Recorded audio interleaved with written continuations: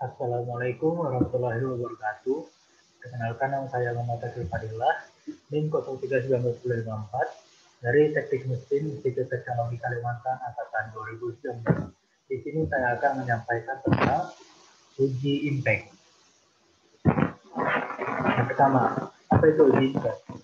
Pengujian ketahanan suatu material terhadap beban mendadak serta faktor-faktor yang mempengaruhi sifat material. Ada dua teknik uji impact yang standar, yaitu Charpy dan Izot. Pengujian ini bertujuan untuk menguji kecenderungan logam untuk fakta getah dan untuk mengukur energi impact atau istilah lainnya disebut knot toughness atau mengukur ketangguhan logam terhadap adanya statik. Teknik Charpy Knot atau CPN adalah teknik yang paling banyak digunakan. Bisa dilihat ini adalah gambar dari suatu material yang mengalami patah. Metode pengujian. Yang pertama adalah ada metode Charpy.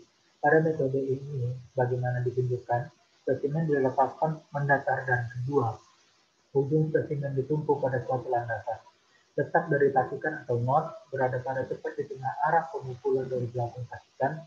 Biasanya metode ini digunakan di Amerika dan banyak negara lain termasuk Indonesia. Yang kedua, metode Izot. Pada metode ini, bagaimana ditunjukkan pada gambar satu ini, spesimen dijepit pada salah satu ujungnya dan diletakkan tegak arah pemukulan dari depan tasikan. Biasanya metode ini digunakan di negara Inggris.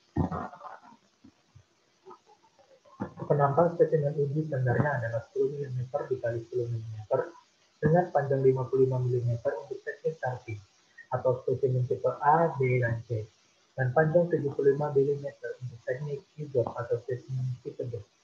Bentuk statik spesimen uji ada 3 bentuk, P-knot, Q-knot, dan P-knot. Ukuran spesimen dan bentuk statik sebagaimana ditunjukkan pada gambar berikut. Energi impact. Bandul dengan ketinggian tertentu berayun dan memukul spesimen. Energi potensial dari bandul berkurang sebelum dan sesudah memukul spesimen merupakan energi yang diserap oleh spesimen. Jadi di sini ada bandul diayunkan dan tampak berikut bisa dijadikan sebagai landasan untuk pertama. Dalam besarnya energi impact atau B dapat dilihat dari pada skala mesin penguji, sedangkan besarnya energi impact secara teoritis dapat dihitung dengan sama sebagai berikut. Ini ada N0 sama dengan W dikali H0, E1 sama dengan W dikali H1, di mana delta E sama dengan N0 dikurang E1 sama dengan W dikali H0 dikurang H1. Didapatkan H0 sama dengan L dikurang L alpha sama dengan L dikali 1 dikurangi cos alpha. H1 sama dengan L dikurangi L cos beta sama dengan L dikali 1 dikurangi cos beta.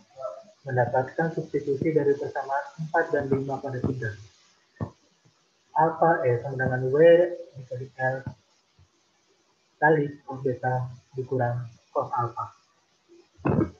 Apabila ingin mengetahui kekuatan impact strength, maka energi impact tersebut harus dibagi dengan luas penampak efektif spesimen, sehingga IF sama dengan alpha delta E per A sama dengan WL dikali cos beta dikurangi cos alpha per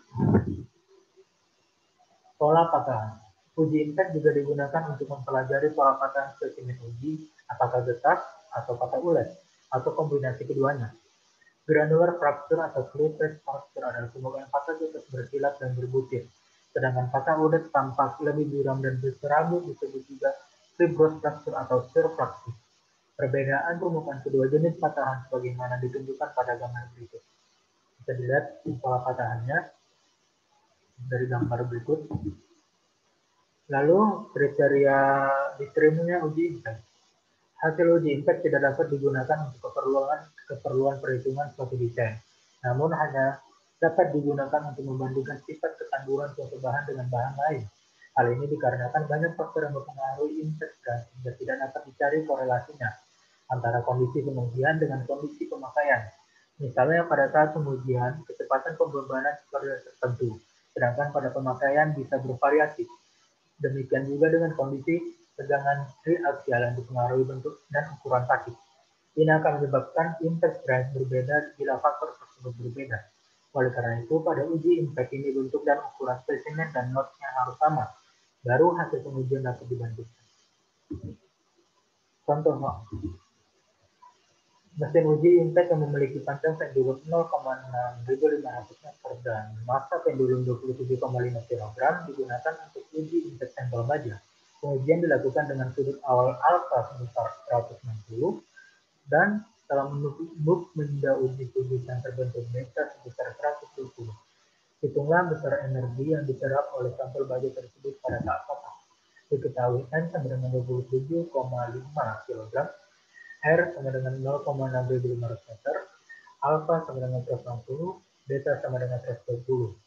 Ditanya E, di mana E sama dengan N dikali G dikali R dikali cos beta sama dengan cos alfa dikurang cos alfa sama dengan 27,5 dikali 9,8 dikali 0,6500 dikali cos 120 dikurang cos 160, di mana sama dengan 175,175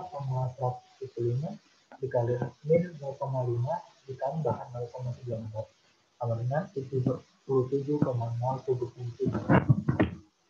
Sekian dan terima kasih. Kurang lebihnya mohon maaf. Assalamualaikum warahmatullahi wabarakatuh.